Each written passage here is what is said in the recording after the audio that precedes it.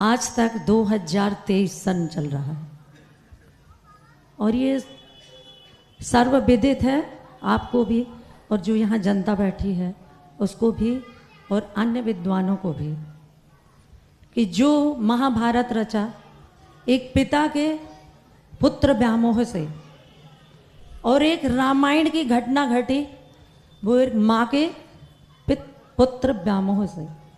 लेकिन एक जिज्ञासा है, वो छोटी सी है, सरल सी है, लेकिन वो आज तक सुलझी नहीं है और उसको आप सुलझाएंगे, मुझे ऐसा विश्वास है। लेकिन मैं जानना चाहती हूँ कि ऐसे कोई इतिहास में, पुराणों में ऐसे कोई घटना घटी है कि किसी के शिष्य के गुरु के व्यामोह से कोई इतिहास रचा हो, वो हम सुनना चाहते हैं आपसे, या यहाँ पर जो बैठी जनता है किसी को मालूम हो बाद में बता देना, अभी तो महाराज से सुनेंगे। क्या गुरु के शिष्य के व्यामोह, मैंने शिष्य का गुरु व्यामोह से कोई ऐसी ऐतिहासिक घटना घटी है जैसे कि रामायण एक माँ के पुत्र व्यामोह से घटी और महाभारत एक पिता के पुत्र व्यामोह से घटी, ऐसे किसी शिष्य के व्यामोह, गुरु व्यामोह से कोई घटना घटी हो? हमने तो अभी तक पढ़ी नहीं, आपके पढ़ने में आई हो तो आप बताएं। गुरु व्यामोह से एक घटना मिलती है, जैन शास्त्र में तो नहीं मिलती, एकलव्य की, कि गुरु के व्यामोह से इतना व्यामोहित था कि गुरु ने अंगूठा मांगा तो वही दे दिया, वही तो उसकी जिंदगी थी।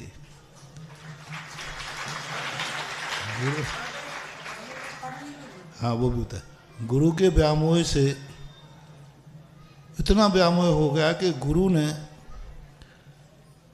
वो पढ़ने गया गुरु का, तो गुरु ने उसको पढ़ने की अनुमति नहीं दी, उसको आश्रम से निकाल दिया गया,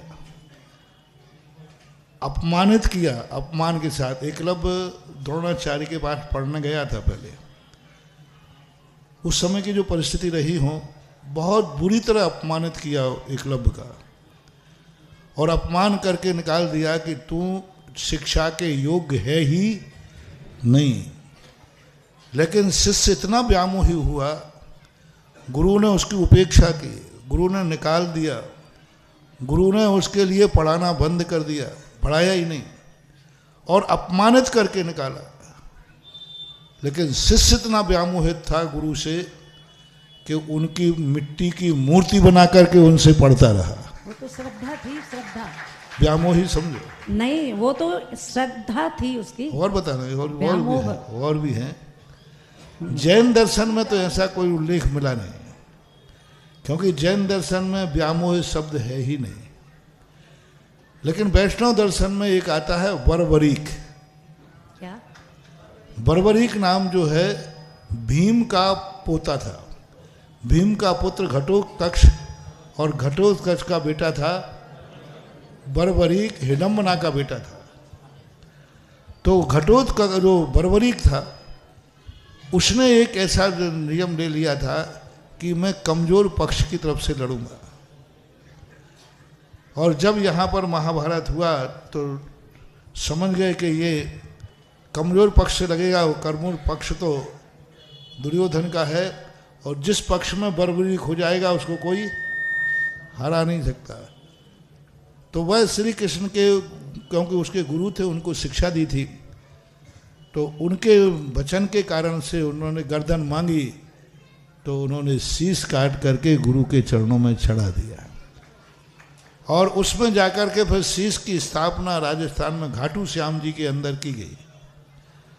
पर उसने एक वरदान मांगा कि महाभारत का दृश्य देखने के लिए हमें कुरुक्षेत्र में देखने की अनुमति दी जाए। तो वो एक कहानी है। बाकी जैन आगम में गुरु व्यामोह का या ऐसा कोई उल्लेख नहीं मिला, और होगा भी तो फिर ध्यान रखना, गुरु का शिष्य के प्रति व्यामोह या शिष्य का गुरु के प्रति व्यामोह हो तो फिर हमारे यहाँ तो अच्छा नहीं कहा, लोभी गुरु लालची चेला, आगे तुम बोल देना। तो ऐसा उल्लेख, क्योंकि हमारे यहाँ जितना भी उल्लेख मिलेगा सच्चे गुरु और सच्चे शिष्य का उल्लेख मिलता है। सच्चे गुरु और शिष्य दोनों मिलकर के ही मोक्ष मार्ग की रचना करते हैं। अब ऐसे खोटे गुरु खोटे शिष्यों का वर्णन शास्त्रों में कथाओं में हमें देखने में ऐसा मिला नहीं, और लेकिन ऐसा कह भी नहीं सकते कि ऐसा हुआ नहीं या होगा नहीं या हो नहीं रहा, ऐसी बातें हम कह नहीं सकते। ये मार्ग, क्योंकि जहाँ जहाँ मार्ग है वहाँ वहाँ दुर्घटनाएं भी हैं, तो ऐसा निषेध नहीं, लेकिन उसको उल्लेखित नहीं किया गया। हुई भी होंगी घटनाएं तो उनको अंडरग्राउंड कर दिया गया। घटनाएं तो हुई होंगी, ऐसा हो नहीं सकता, क्योंकि संसार है तो संसार का मार्ग में जितने दोष हैं वे सब दोष मार्ग में पाए जाते हैं, इसलिए उनको गौण कर दिया गया हो, उनके करने से अप्रभावना होती हो, तो उन अप्रभावना वालों की कथाओं को लेखक लोग गौण कर देते हैं, छुपाने का भाव करते हैं, ऐसा मानना चाहिए। और अब जिज्ञासा रखें विद्वत श्री आलोक जी मोदी ललितपुर, इसके बाद जिज्ञासा के लिए